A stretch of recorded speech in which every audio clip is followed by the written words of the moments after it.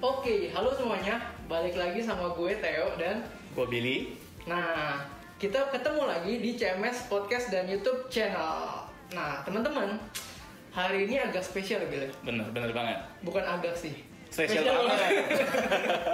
Kenapa? Karena ini pertama kalinya kita bisa ngobrol-ngobrol sama bener-bener panutan gue dan Billy. Udah lama ya, Billy? Ya udah lama banget. Gue baca bukunya, ikutin seminarnya, terus belajar banyak dari media-medianya. Ini keren banget sih, Teh. Iya, gue selalu stalkerin Instagram dan YouTube-nya untuk belajar, dan beliau adalah orang termuda yang gue tahu yang udah punya perusahaan TBK. Bener. Atau lu kenal orang yang lebih muda lagi? Belum sih. Belum kan? Masih muda banget. Oke, Bil, langsung aja lo. Ya mungkin kalau misalkan dari teaser-teaser yang tadi Theo sama gue sebutin, mungkin ada beberapa yang udah nebak ya. Ya tidak lain dan tidak bukan Kobong Chandra. Halo Kobong. Halo Billy Thank you Theo. banget buat kesempatannya. Kita sangat terhormat nih diundang ke kantornya juga buat Happy to share. Iya, dan kita pengen belajar banget. Mungkin kalau misalnya buat teman-teman yang lagi nonton dan dengerin ini, ya gue mungkin nggak perlu jelasin banyak gitu ya. Kobong ini punya beberapa perusahaan, bahkan kalau misalkan gue nggak salah dengar nih, Kobong, kalau misalkan aku nggak salah dengar ya, ini baru diriin PT ke-40. Iya benar. Betul ya. Ya, nanti mungkin kita ulik-ulik ya teman-teman. Jadi Kobong ini singkatnya adalah, ya ini seorang pengusaha, motivational speaker juga, dan juga seorang venture capitalist ya Kobongnya. Iya. Oke, nah mungkin kita langsung aja kali ya tanya-tanya ya. Boleh, Karena boleh. saya pribadi sangat-sangat terinspirasi dan pengen belajar banyak nih. Jadi sambil podcast kita sambil sama-sama belajar. Ya, gue belajar, Theo belajar, kita semua sama-sama belajar. Pastinya. Ngobrol-ngobrol santai lah. Ah, siap. Oke, Teh, mungkin Gue mulai aja ya. Boleh. Kok kita kan selalu stalkerin lu nih. Kemarin juga kita lagi lihat lo jalan-jalan ke Jogja, tapi kayaknya biasanya kalau Kobong pergi nih jarang liburan doang. Pasti ada tujuan bisnisnya. Nah, kira-kira recent project yang lagi Kobong kerjakan tuh apa sih kok untuk sekarang-sekarang ini? Oke, kalau yang kemarin sih ke Jogja memang pure liburan. Oh, oke. Karena kan udah setahun ya. Oke. Jadi bulan Maret kemarin itu kebetulan pergi April, bulan Maret kemarin kan tepat setahun COVID. Betul. Kasus pertama ada di Indonesia, masuk kalau nggak salah tanggal 2 Maret 2020. Jadi setahun nggak kemana-mana. Jadi ya udahlah, 4 malam ya 5 hari 4 malam kita pergi ke Jogja sama teman-teman. Oke. Kalau project yang lagi on progress yang kita lagi develop itu cukup banyak, tapi memang kalau saya pribadi kan memang 80% waktu itu di properti. Oke. Baru 20% waktu itu di venture capital, dan juga saya juga ada dirikan beberapa company. Dan benar tadi yang Pak Billy bilang, saya pernah beberapa minggu lalu saya post di Instagram mendirikan PT yang ke-40 gitu. Nah, tapi walaupun PT-nya banyak ya, tapi tetap itu sebenarnya 80% dari properti, karena kita banyak partner dan kita banyak project sebenarnya. Oke. Dan kalau sekarang di properti kita lagi dalam tahap menyelesaikan project-project kita yang belum selesai, karena ada 4 tower lebih, itu Collins Boulevard. Sekarang lagi proses pembangunan, nanti awal tahun 2022 itu akan mulai serah terima. Itu kita bangun ada 3 tower apartemen dan ada mall di bawahnya. Sekarang progresnya mungkin udah lantai 12 atau lantai 13. Kemudian untuk The Smith, Yukata itu kan sudah selesai. Kita juga lagi bangun project di Batam. Ada perumahan, ada ruko, ada apartemen juga. Itu juga lagi ongoing semua. Sama kita lagi ada kerjasama juga nanti dengan Salt Ventures. Kita lagi mau develop satu new city. Wow. Jadi besarnya kurang lebih sekitar 1 juta meter persegi. Wow. Jadi ini akan jadi project paling besar. Mungkin paling cepat akan kita launch itu awal tahun depan paling cepat. Ya, itu sih kalau recent project untuk yang di property. Oke, bahkan udah new city. Ya, itu salah satu konsepnya. Di mana tuh? Di mana? Kamu boleh tahu nggak? Lokasinya masih konfidensial, tapi ada di Greater Jakarta, di sekitar Jakarta. Oke. Nah, kok PT ke-40 perusahaan TBK, dan kisah suksesnya kita udah terus-terusan dengar gitu ya, Bang. Nah, tapi sebenarnya starting pointnya Kobong tuh mungkin banyak orang bahkan udah lupa kali kalau Kobong misalnya tuh mulainya dari mana gitu. Sekarang kita lihat udah at the top terus gitu. Nah, kok boleh ingetin nggak teman-teman gitu loh, mulainya tuh dari mana sih gitu loh? Sebenarnya sih kalau gua mulanya itu sebenarnya dari motivational speaker. Ya, jadi dulu waktu tahun 2008 pertama kali itu mulai actively diundang, orang bilang apa namanya, in-house training ya, ke company-company gitu, dan gue terbang bisa 20 kota dalam waktu sebulan. Wow. Untuk kasih sales training. Ya, kenapa? Karena background gue di sales. Oke. Nah itu 2008 tuh. Itu umur berapa kok? Itu 20 tahun. 20 tahun. 20 tahun. Muda banget ya. 20 tahun. Nah, tapi walaupun juga kasih in-house training diundang di perusahaan-perusahaan juga, gue sering bikin kayak event-event yang memang public event, public seminar, dan mostly eventnya pasti rugi karena public ya. Biasanya kalau kita bikin public event itu pasti rugi. Cuman kenapa gue lakukan itu? Kenapa bikin buku, bikin waktu itu zaman Twitter ya? Dari 0 sampai 1 juta follower tuh dari 0 tuh Twitter.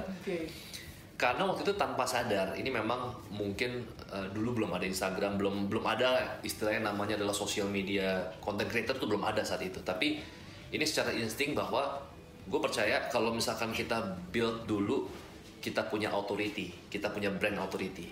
Kebetulan waktu itu brand authority as a public figure kan.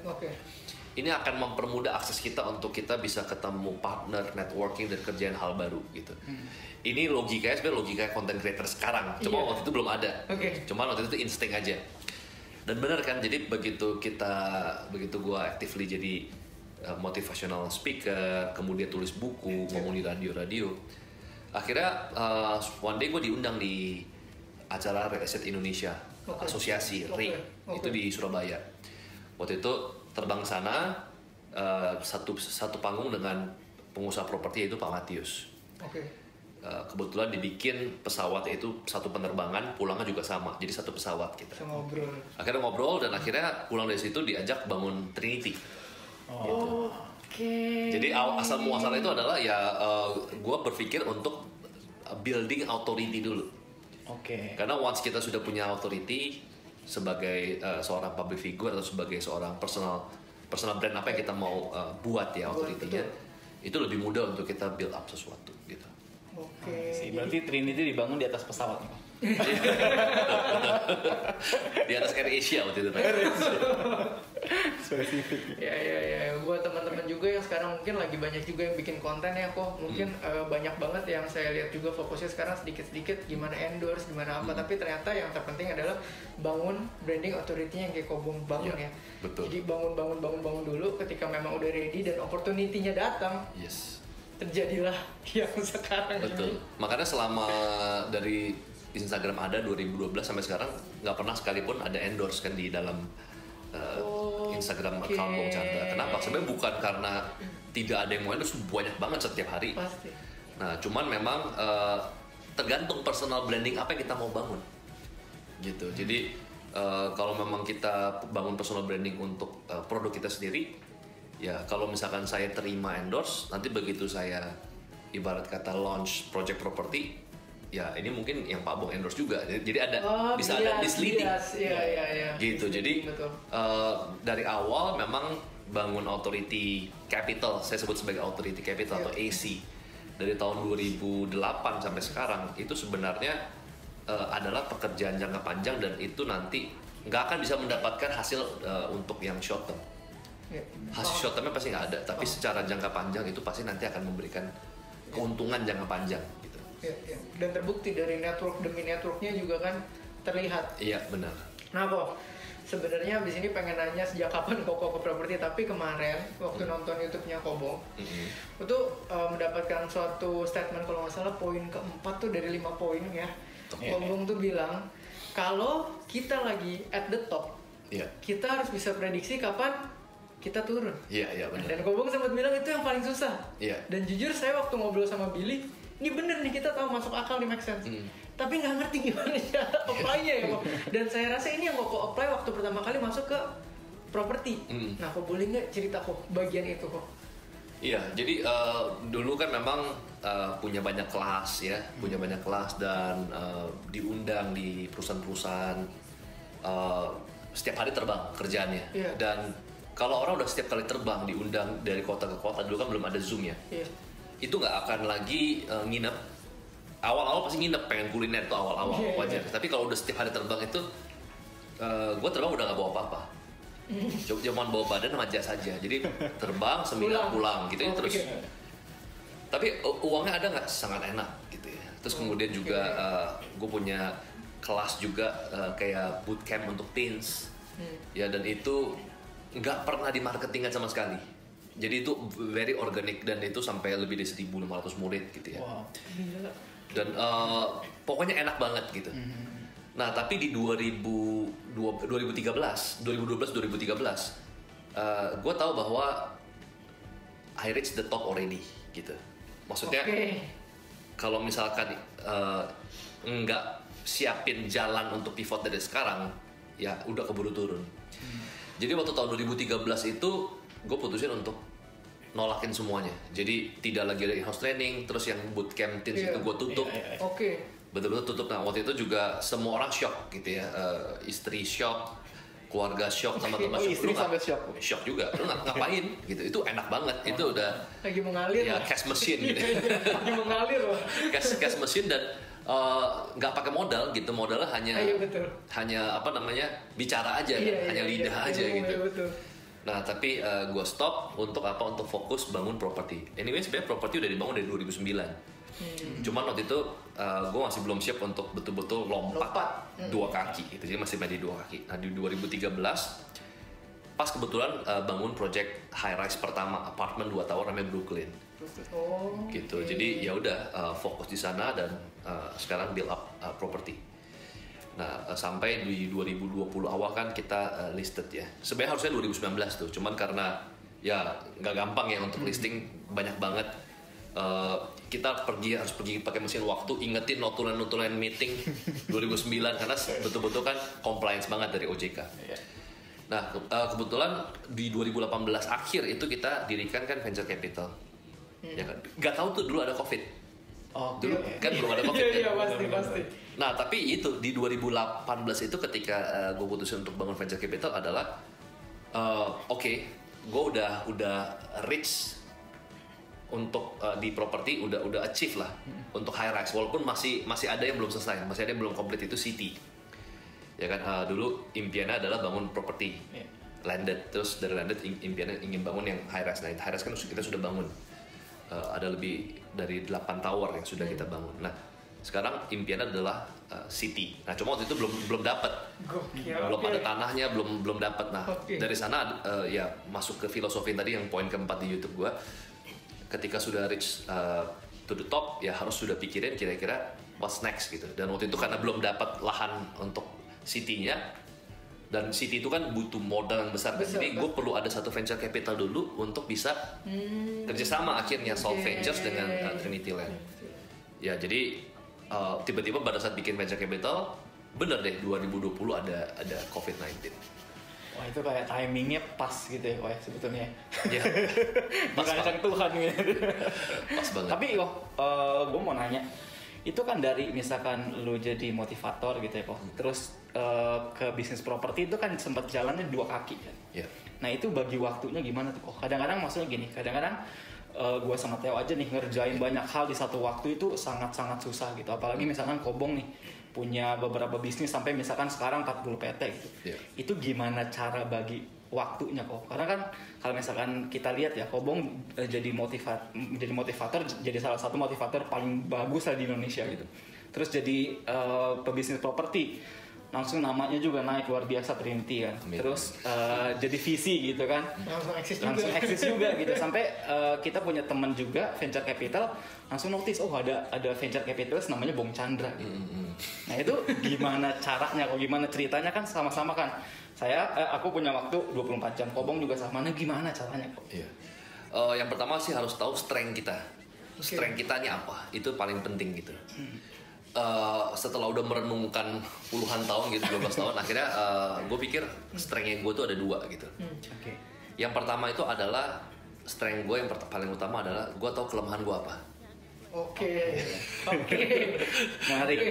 Jadi banyak orang itu sebenarnya bingung, aduh gue gak ada kelebihan gitu ya, nggak jago musik, nggak jago apa, nggak apa-apa. Tapi kalau lu tahu kelemahan lu apa, itu pun juga strength. Tahu kelemahan kita itu strength gitu. Dan beruntungnya gue tahu kelemahan gue lebih awal daripada orang lain. Jadi gue tahu apa yang gue nggak bisa. Nah ketika gue tahu apa yang gue nggak bisa, gue tahu kelemahan gue, dan itu sebagai strength gue, akhirnya gue menemukan strength gue yang kedua, yaitu di recruiting.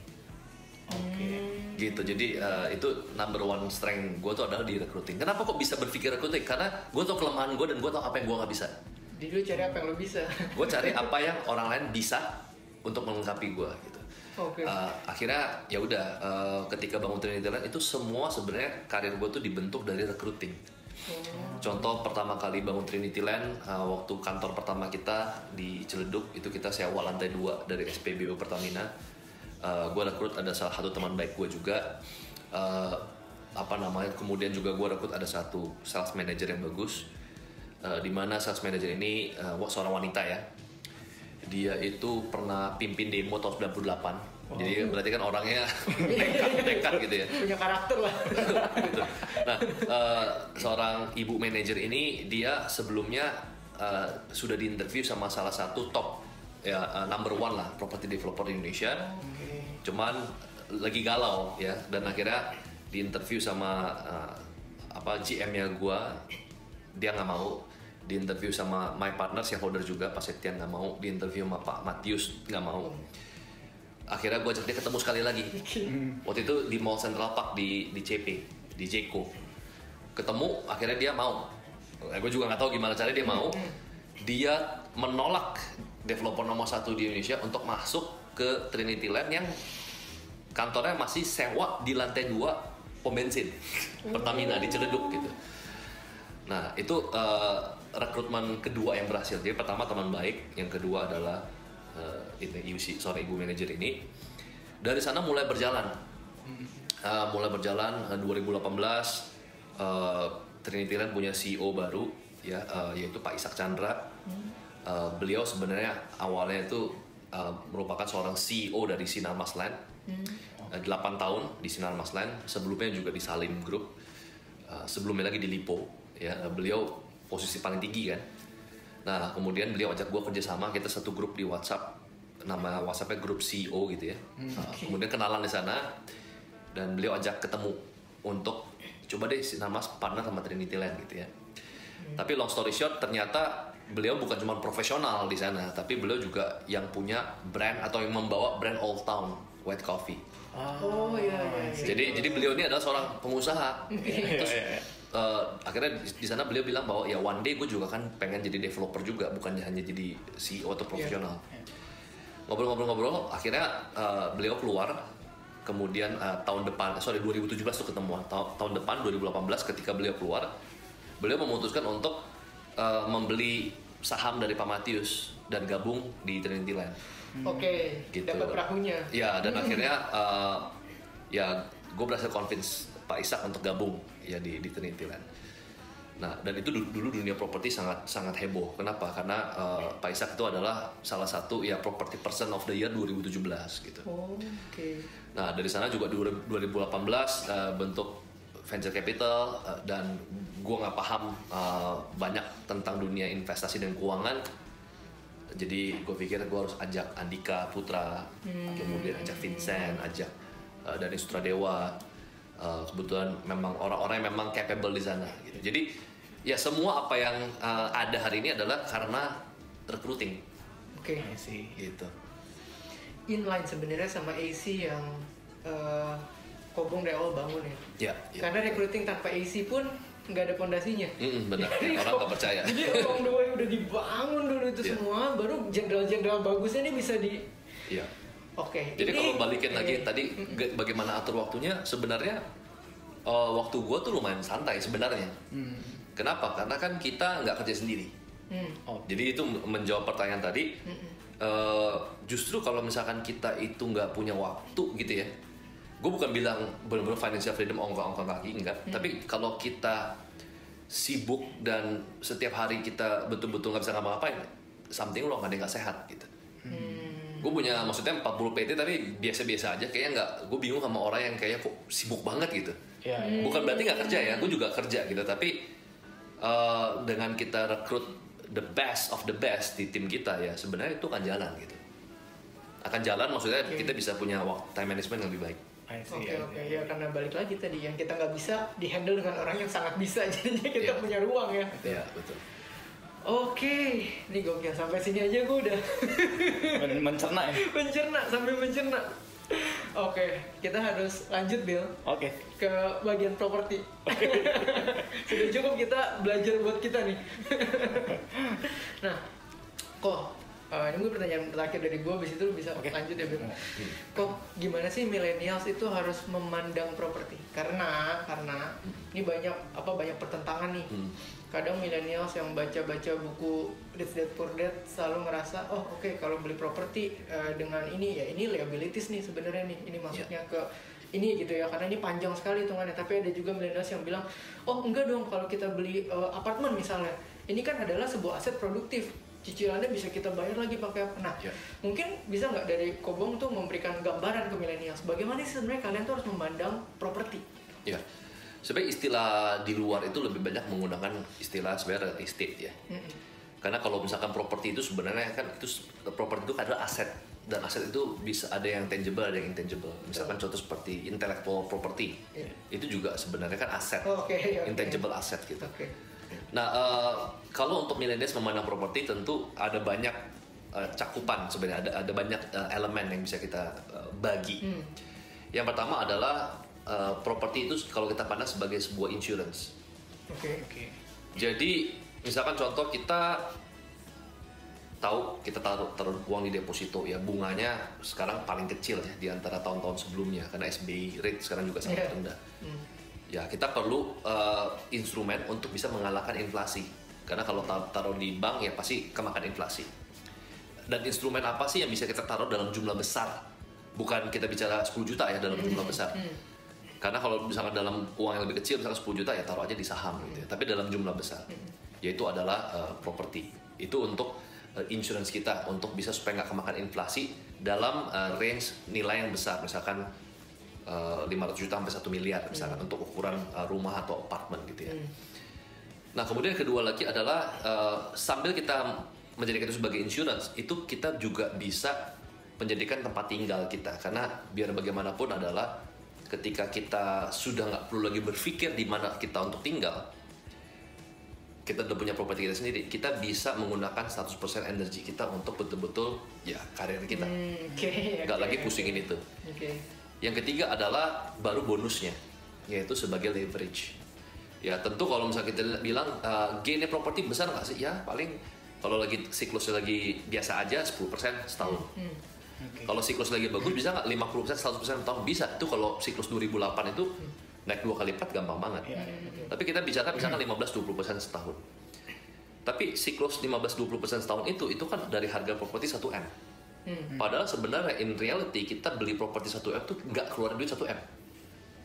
Tapi kita leverage, kita pakai bank, kita cicil 20 tahun pakai bank. Ya kan? Jadi sebenarnya dengan kita cicil berapa juta per bulan, tapi kita dapat kenaikan 15-20% dari 1 miliar. Bukan dari 5 juta per bulan kita, tapi dari 1 miliar. Nah, itu the beauty of real estate adalah leverage gitu. Benar-benar. Nah, tapi kalau misalkan dibilang bukan lagi the right cycle untuk invest property, iklan-iklan properti di Trinity itu juga semua diperuntukkan untuk end user, bukan untuk investor.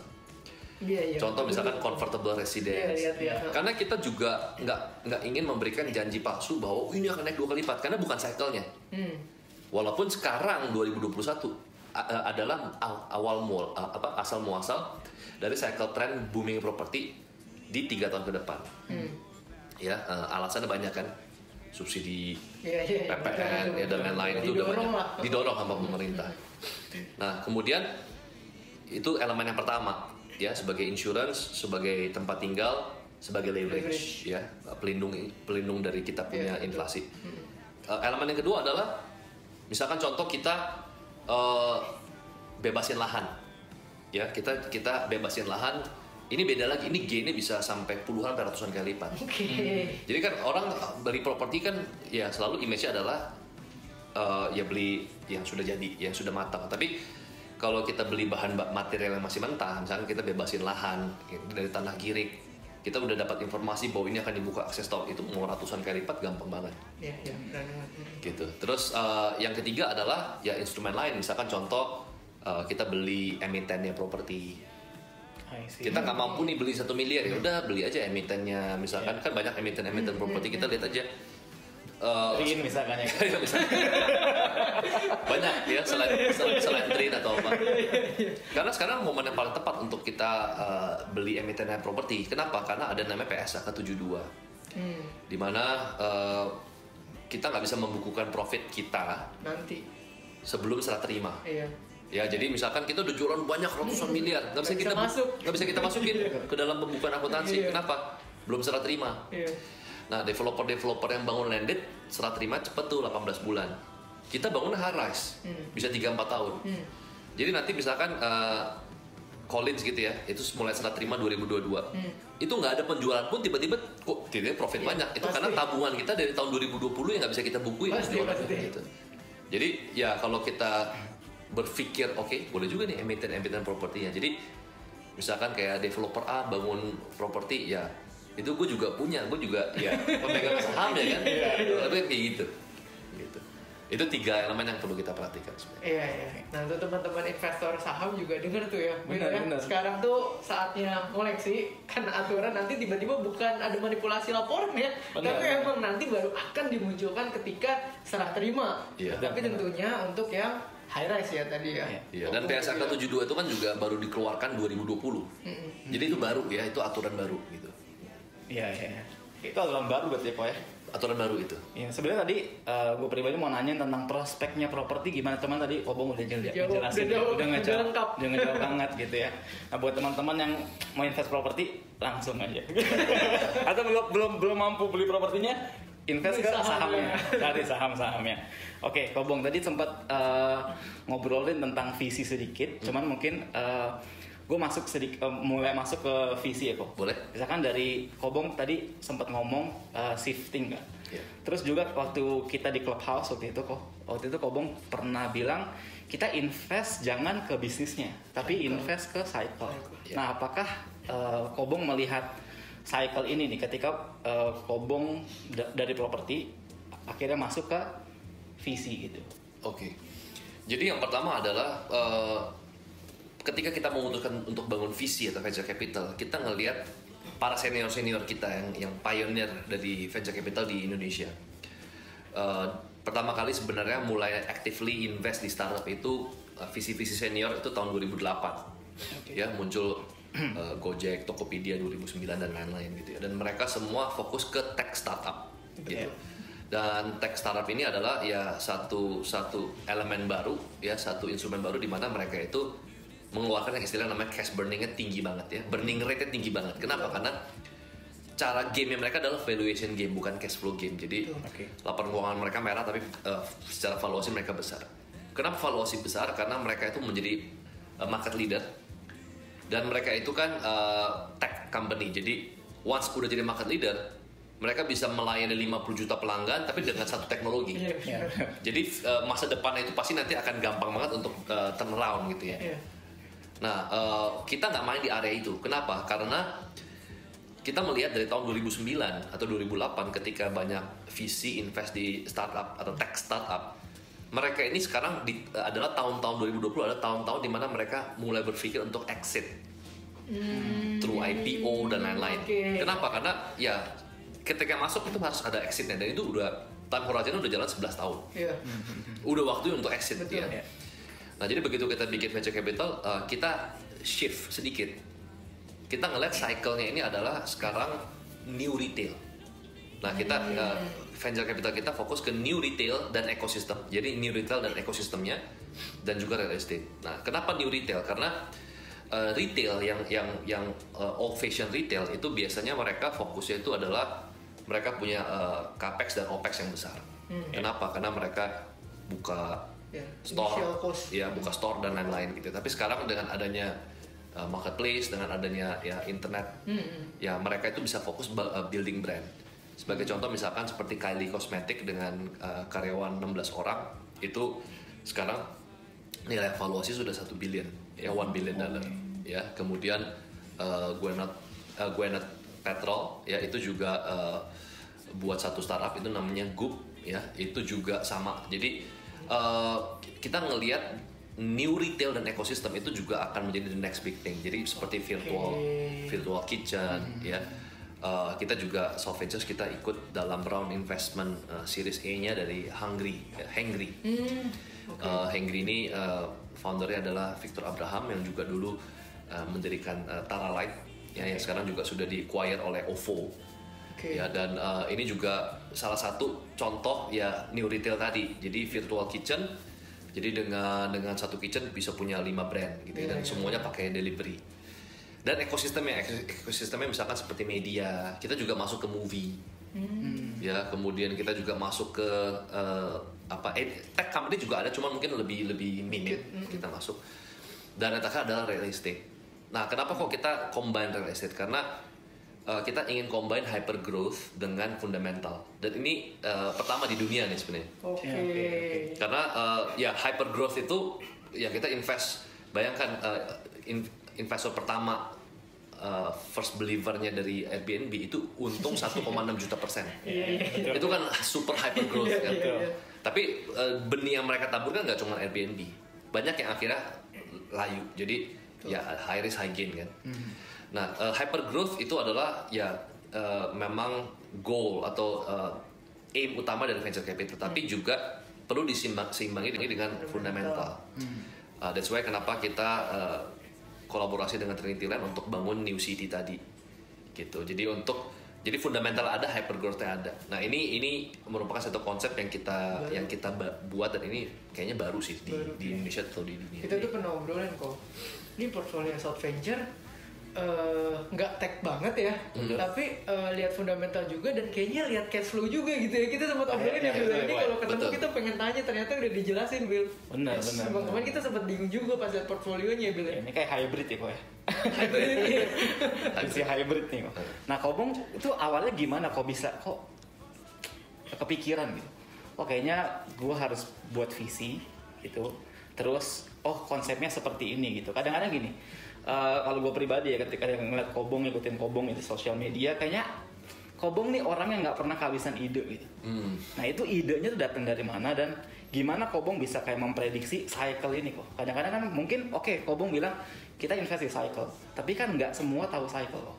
Ya kan? Dan cycle-nya kemana kadang-kadang kita sendiri aja masih bingung. Nah, itu apa yang Kobong lakukan atau Kobong ngeliat apa sih gitu? Iya, sebenarnya untuk bisa dapat satu hal yang memang istilah adalah groundbreaking idea gitu ya. Itu perlu ada pemahaman mengenai validasi ya. Validasi pertama adalah ketika kita punya satu konsep idea, kita kasih tahu ke orang lain bilang bagus. Gampang banget bilang bagus. Ya berarti itu bukan idea yang groundbreaking. Kenapa? Ya orang-orang semua bilang bagus. Betul. Entry level berarti gampang. Ya kalau kita jalanin ya udah sukses aja, tapi nggak sampai outstanding gitu ya. Yang kedua, validasi kedua, kita cerita terus orang langsung bilang jelek gitu ya. Itu bukan berarti ide kita ini nggak kepikiran orang, memang bisa jadi jelek gitu. Validasi ketiga adalah orang bilang bagus juga ide lu, tapi gue nggak yakin lu bisa eksekusi. Gimana caranya? Nah, ini adalah validasi yang terbaik sebenarnya. Nah, jadi kenapa kok ada orang bilang si ini ide selalu bagus, yang ini ide enggak? Sebenarnya semua orang punya ide bagus, tapi orang yang selalu punya groundbreaking idea, dia ketika dapat ide yang validasi pertama, dia nggak mau lakukan. Sementara orang yang bikin ide tapi biasa aja, ketika dia dapat validasi yang pertama, dia merasa udah cukup, gue lakukan gitu. Jadi sebenarnya semua orang tuh kreatif. Cuman orang yang disebut kreatif banget itu adalah orang yang sebenarnya menolak ide-ide biasa. Kalau mereka mau kerjain yang ide biasa bisa. Cuma mereka nolak gitu. Mereka nunggu sampai dapat validasi ketiga gitu. Jadi kalau ada yang tanya bagaimana cara dapat ide tersebut adalah pertama ya harus dapat validasi ketiga baru mulai. Kalau nggak usah mulai sama sekali. Praktikal sih ini. Praktikal. Jadi bagus gak? Bagus. Tapi gue nggak kebayang sih cara jalaninnya. Nah itu berarti ya yang bikin kita beda dari orang yang denger kan. Orang yang denger nggak bisa masuk, nggak kebayang. Betul. Nah, kita sebenarnya udah kebayang tapi kita ngetes. Yes. Gitu ya? Yes. Ini praktikal banget sih. Dan Kobong waktu itu ngelakuin itu ketika mau masuk ke visi. Ya, dan sebenarnya ini lebih ke karena gue bukan orang baru gitu ya di dunia entrepreneur. Jadi lama-lama jadi insting. Jadi awalnya mungkin Ya waktu gue ngejalanin ini semua, gue nggak tahu apa itu AC, Authority Capital, nggak tahu apa itu tadi validasi ketiga. Cuman once ketika ada podcast atau apa, jadi ketika orang nanya kan mau nggak mau gue harus jelasin, dan waktu gue jelasin gue proses dulu nih apa yang gue lakukan dan gimana cara supaya orang paham apa yang gue lakukan. Keluarlah tadi tuh Authority Capital, validasi. Jadi apa yang gue lakukan itu nggak pakai teori sebenarnya, tapi karena sudah dilakukan udah insting. Tapi kalau ditanya bagaimana gue lakukan, ya tadi gue coba menyampaikan yang paling sederhana supaya orang bisa apply juga. Muncullah istilah validasi dan Authority Capital tadi. Jadi lebih ke insting aja sebenarnya. I see. Akumulasi bro. Iya. Udah biasa. Pengalaman juga. Iya, kan? akumulasi. Pengalaman nggak pernah bohong sih. Iya. Udah lagi tuh tinggal denger nih pivot kemana. Iya nih kemana lagi nih Kobong ini. Tapi kalau misalkan ngomongin kayak investment ya kan, rata-rata pendengar kita Coffee Meets Stocks ini kan memang community saham kok. Jadi memang sangat tertarik dengan community kita juga. Sekarang ada 1.000 orang. Dan mereka sangat tertarik dengan gak cuma saham sebetulnya. Kadang-kadang kita ngomongin tentang investment lain. Nah itu kalau misalkan boleh tahu nih dari Kobong sendiri, gimana sih Kobong masuk ke dalam dunia investment? Tadi kan kita udah ngomongin properti, terus ngomongin juga tentang venture capital, ngomongin tentang invest ke bisnis yang punya cash flow gitu ya. Nah kalau misalkan investasi ala Kobong Chandra nih, kira-kira kalau boleh tahu nih, Kobong sih invest kemana aja sih kok? Dan step-stepnya gimana? Maksudnya gue pernah dengar tuh Kobong ngomong kalau nggak salah di YouTube atau misalnya di Instagram ya, Kobong tuh sebetulnya belum master saham. Makanya waktu itu Kobong ketemu dengan Andika Sutraputra kan untuk belajar tentang saham gitu. Nah Kobong tuh step by step investmentnya gimana kok? Dari apa ke apa dan sekarang apa aja kok? Oke, yang pertama adalah investment plan-nya dulu harus ditentuin. Jadi tujuannya untuk apa nih? Untuk coba-coba atau untuk kaya atau untuk jadi konglomerat, kan itu beda ya. Beda Tujuan investment dulu ya. Oke. Jadi kayak banyak orang misalkan masuk ke kripto gitu. Ada temanku masuk ke kripto, dia masuk ke Dogecoin, kemudian naik kayak 14 kali lipat gitu kan. Terus gue tanya, lu masuk berapa? 10 juta. Ya wajar, ya kan. Kalau masuk 10 juta naik 14 kali, kadang-kadang mungkin 10 juta taruh lupa dia ada 10 juta. Iya. Tapi kalau misalkan dia taruh 1 M, Ngecekin itu kok. nggak akan sampai 14 kali. Ngecekin. Naik 50% aja itu udah 500 juta kan. Pasti udah jual. 500 juta daripada turun. Ini kan koin meme. Ya kan? Jadi yang pertama adalah tentukan tujuan. Supaya apa? Supaya kita tidak lagi berpikir kalau waktu itu gue mau taruh sekian, waktu Bitcoin sekian, dan itu nggak akan terjadi. Jadi nggak perlu dipikirin itu. Nggak perlu disesali gitu. Nggak perlu disesali. Kenapa? Karena setiap dari kita itu kita harus paham kita punya holding stamina itu seperti apa. Jadi ya kalau misalkan taruh 1 juta ya pasti lupa. Itu bisa aja mau naik 100 kali lipat juga bisa. Karena cuma 1 juta kan. Tapi kalau misalkan sekedar mau uang jajan ya boleh. Tapi kalau misalkan gue pribadi ketika gue mau invest sesuatu, gue nggak pengen setengah-setengah. Gue pengen ini entah bawa gue ke next level. Bukan hanya jadi sekedar banyak uang gitu, tapi harus betul-betul ya outstanding gitu. Jadi jangan setengah-setengah. Kenapa? Karena kalau kita bagi, kita di situ ikut spirit, akhirnya nggak ada yang jadi. Iya. Gitu. Jadi tentuin tujuan kita juga. Gitu. Nah, kalau misalnya kita udah tahu tujuan kita apa, ini mau coba iseng coba, misalkan ada aplikasi misalkan yang baru tuh. Gue gak sebut nama brandnya ya, jadi bisa beli saham di luar negeri kan. Iya. Lagi heboh.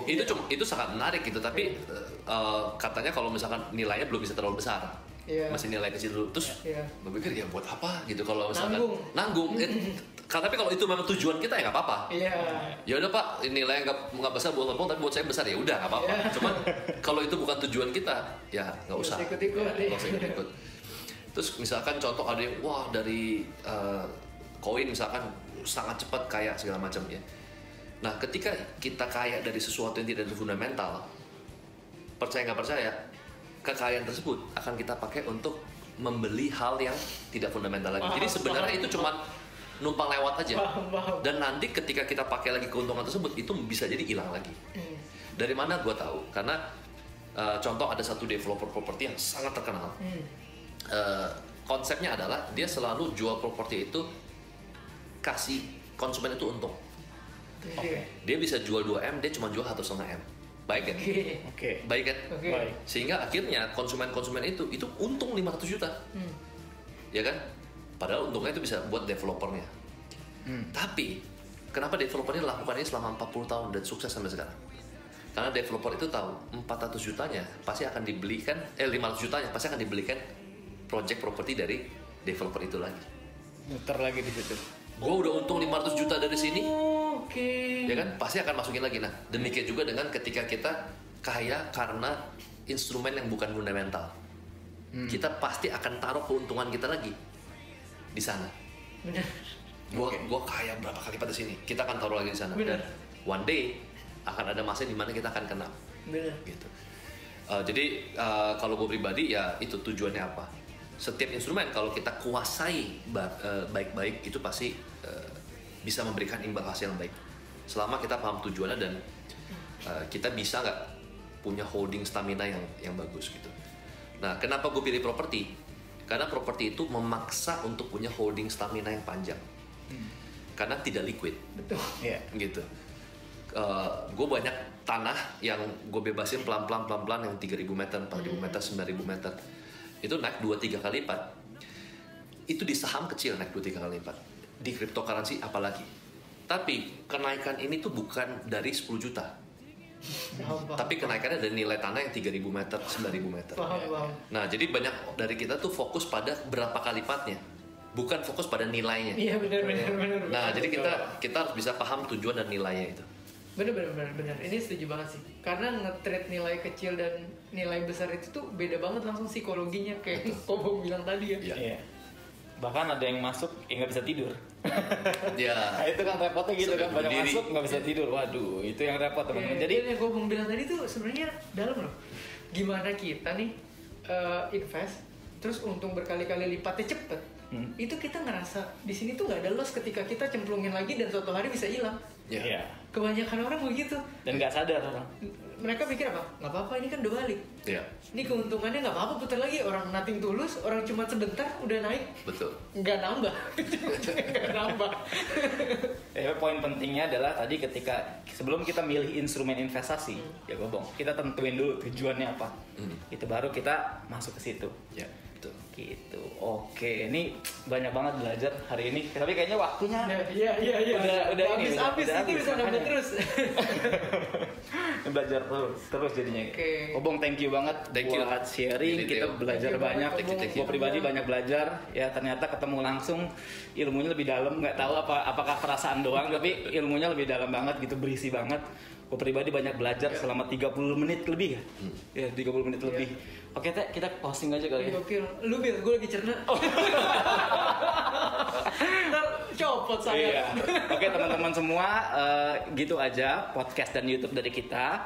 Thank you sekali lagi buat Kobong Chandra, Thank you, sukses Billy. terus, project-projectnya apapun kita doakan. Amin. Gue pribadi ngikutin lu terus sampai kapanpun ngikutin terus karena banyak banget ilmu-ilmunya, value-nya luar biasa buat gue dan Theo, buat tim Coffee Meet Stocks juga. Gue yakin kalian semua bisa belajar banyak ya. Jadi jangan lupa kalian ikutin terus media-media kita, ada podcast, ada YouTube, ada ya banyak lah, kalian Instagram juga teman-teman, dan kita juga baru launching website. Nanti tunggu aja kabarnya di Instagram, nanti kita akan kabarin. Dan juga jangan lupa follow juga Instagramnya Kobong kalau belum follow, tapi kebangetan Pasti sih kalau belum udah follow. lah. Iya kebangetan lah. Pasti udah. Ya YouTube-nya juga ikutin karena banyak banget ilmunya. Gitu aja ya. Sekian dari kita. Bye bye. Bye-bye.